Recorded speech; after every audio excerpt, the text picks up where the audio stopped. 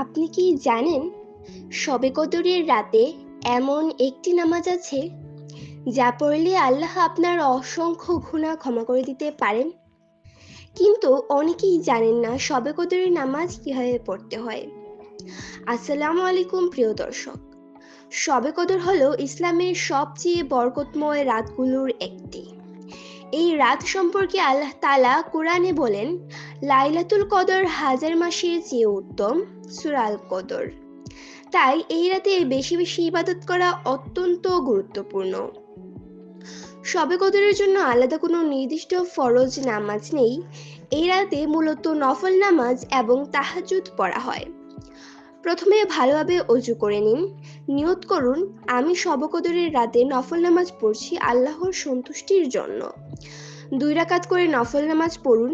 প্রতি রাকাতে পড়বেন সূরা ফাতিহা, তারপর যে কোনো সূরা, যেমন সূরা ইখলাস। এইভাবে আপনি 4, 8 বা 12 রাকাত নামাজ পড়তে পারেন। হযরত আয়েশা রাদিয়াল্লাহু তাআলা আনহা রাসূল সাল্লাল্লাহু আলাইহি ওয়াসাল্লামকে জিজ্ঞেস করেছিলেন, যদি আমি শবে কদর পাই তাহলে কি দোয়া পড়ব? রাসূল সাল্লাল্লাহু আলাইহি ওয়াসাল্লাম বললেন এই দোয়া পড়তে, আল্লাহুম্মা ইন্নাকা আফুউন তুহিব্বুল আফওয়া ফাআফু আন্নি। অর্থ, হে আল্লাহ, আপনি ক্ষমাশীল, ক্ষমা করতে ভালোবাসেন, তাই আমাকে ক্ষমা করে দিন।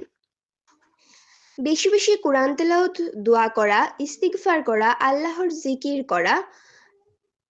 আল্লাহ যেন আমাদের সবাইকে শবে কদরের বরকত পাওয়ার তৌফিক দান করেন। আমিন। ভিডিওটি যদি ভালো লাগে তাহলে লাইক দিন, শেয়ার করুন এবং আরও সুন্দর ইসলামিক ভিডিও পেতে আমাদের চ্যানেলটি সাবস্ক্রাইব করুন। আসসালামু আলাইকুম ওয়া রাহমাতুল্লাহ।